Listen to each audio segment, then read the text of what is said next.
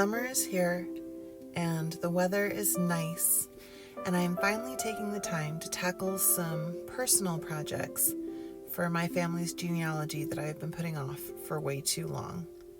It's funny how you have these little tasks that they're not complicated, but they're just small enough that they sort of slip through the cracks, and you can surprise yourself by going years without ever tackling them.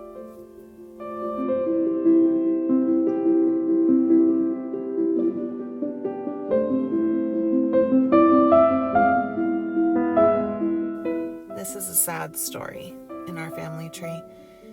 William Mills was in his 40s when he passed away, and he left behind 2 orphan daughters because his ex-wife had died during the Spanish flu pandemic. He died very suddenly, and even though he died in Wyoming, he was buried down here in Salt Lake City. So I've been trying to figure out if I can find his grave for years now, but I didn't have a lot of clues other than knowing that he was buried near his brother at a local cemetery. And I've just been putting off going to the office and figuring out exactly where I could find him, but today was the day.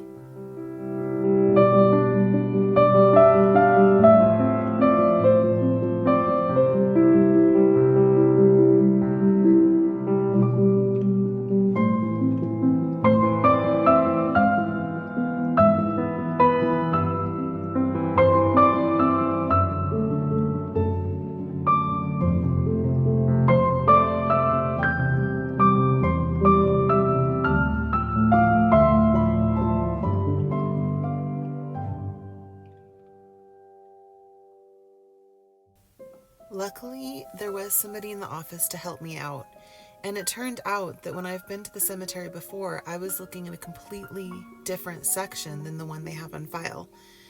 And the person in the office had really good news for me because he was able to show me exactly on the map where his grave should be and said, it's right by the street, so you'll see it right off. So I was expecting to just be able to walk up and find it right away. And when I scanned, I was able to find the grave of William's brother, Charles. And according to his obituary, William should have been buried right next to Charles. Charles has a very clear, very large headstone. But unfortunately, as I looked around his grave, there's no sign of a William Early Mills, who would have died 4 years later. And I just don't know where he is.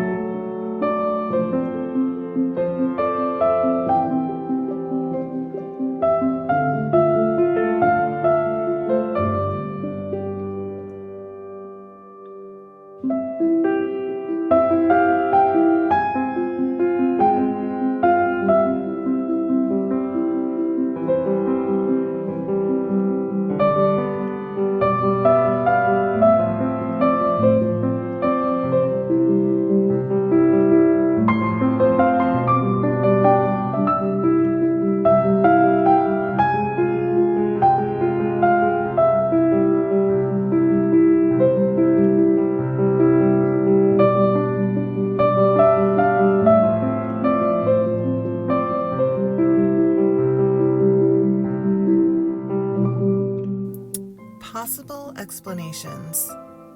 Maybe because he died so suddenly and he wasn't married and he just left behind 2 small children. Maybe he's buried with his brother, but nobody had the money for a headstone. It doesn't make a lot of sense because he was related to people who had money. His sister had married into a pretty wealthy ranch family up in Wyoming where he was working, and so they were all close. So that's a possibility. It seems odd. Another possibility is that he's in this general area and something happened to his headstone and it was damaged. I just can't find him. But either way, I didn't find him today. Hello. I have been back from the National Genealogical Society conference for almost a week, and it's taken me that long to recover. It was a wonderful week. I was there for a full 7 days, which was pretty fun because I was part of the local host committee since I'm on the board for the California Genealogical Society, and that's who got to be the local host for this NGS 2022. So I was there a little bit early to help prepare. I was also a speaker. I also helped manage, I set up and managed the booth for the Salt Lake Institute of Genealogy with other people who are on my team. So I wore multiple hats, and I was traveling with my mom, who had never been to an NGS conference. I had actually never been to an NGS conference either, and I got, the ribbons that when you go to conferences like this, you get your name badge, and then there's little ribbons you can put underneath it. And so I had one that said speaker, and one that said SLIG, and one that said host committee and stuff. And one of the ones that I put on said first time attendee or first conference or something like that. And I put it on, but then later I was thinking, this is actually kind of a lie, because I have been to an NGS conference before, because I went in 2021, but that year the NGS conference was online. So about a year ago, I did the online NGS, and it was fine, but I didn't meet anybody. I think that there were opportunities to socialize, but I think this time of year is always really hard for me because it's the end of the school year.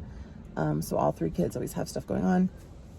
And I think that because I was just at home, taking NGS sessions via the computer, it was really easy for me to then shut them down when the sessions were over and not participate in anything else. And I was so grateful this time to have the chance to be immersed in the NGS conference and to be at the hotel with the other attendees and be able to go to the evening functions and catch people in between sessions and just sit with people and talk with them about genealogy and about our businesses and about life. I really like my genealogy friends. It's very much a gift to have a community of people who feel as passionate about something as you do. Plus, like I said, I got to spend the week with my mom. We hadn't taken a trip like that where it was just the two of us, honestly, since I was very, very little. So that was fun. And she's not a genealogist, but she is familiar with the record. She actually works with genealogical records and things like that. And so she was familiar with all of it. And luckily, she found the conference interesting. And my aunts, her sisters, came up for a day, as did my uncle. They came up to hear one of my sessions, and they stayed for a couple of others. And they also found it interesting because genealogy is amazing, and it's the best. And everybody should go to NGS and go to genealogy conferences because they're the best. So, I don't know if I have more to share. I guess I learned a lot, and I have things to process and include in my books and talk to you about things like that. But mostly having the time away was really good. I mean, I missed my husband and I missed my kids like crazy, especially with the sad events of the country last week. But, I really don't have that much uninterrupted time to think about genealogy and think about my business and what I'm doing and just sort of be me. It's funny, but I feel like motherhood's a very eclipsing activity where I love being a mom. Like a lot of people say, I mean, it's probably the best thing I'll ever do, but it does kind of eat your personality. Like, I think about it and I'm like, who was I before I was three people's mother? Because I definitely had a whole life and personality outside of that. And I feel like being away at the NGS conference sort of brought me back to that. But I also was able to sort of zoom out and say, wow, okay, we're 6 months into 2022. I have all of these goals that I set for myself, many of which I have not hit. I have goals I set for my business and I haven't hit them. And I feel like I was just kind of getting off track. And also our year,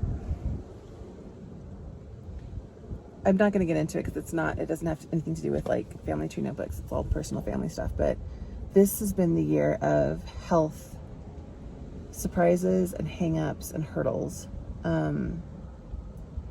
which makes me so grateful for the times when we are all in good health. But unfortunately, for considering we're 6 months into 2022, we have not had that many times where all 5 of us in my immediate family are in good health. So I just feel like I needed to step back and sort of streamline. And then part of that is also that I want to slow down and take some time to do things that make me feel like I'm connecting to that Carly part of me. Genealogy is definitely a very grounding thing for me in that. So that was why I wanted to take the morning today to try to find that ancestor's grave. And even though I'm disappointed that I didn't find it, at least, again, even negative clues, even the clue of not being able to find something is still a clue. So I'll figure it out. I'll solve it, just not today. Yeah, anyway, we're about to get started with summer. Like usual, I have big plans, but mostly I'm just feeling happy. I'm just feeling happy post-conference. I'm feeling happy about summer plans. I'm feeling happy about how things are going and the emails that I get from you guys and how your books are turning out. I had a few people show me their books at NGS, and that was really fun because it still just blows me away, the things that you guys have been able to do with my pages. It's very, very, very cool. Yeah, I don't know. It's really fun to just see something like that, see somebody's beautiful family tree work and think, oh my gosh, I have like this little tiny part of that I contributed. That's so neat. So anyway, on that overly squishy sentimental note, yeah, as always, I hope to be chatting with you more often. But if 2022 has taught me anything, it has been that you just have to wait and see. So here's hoping.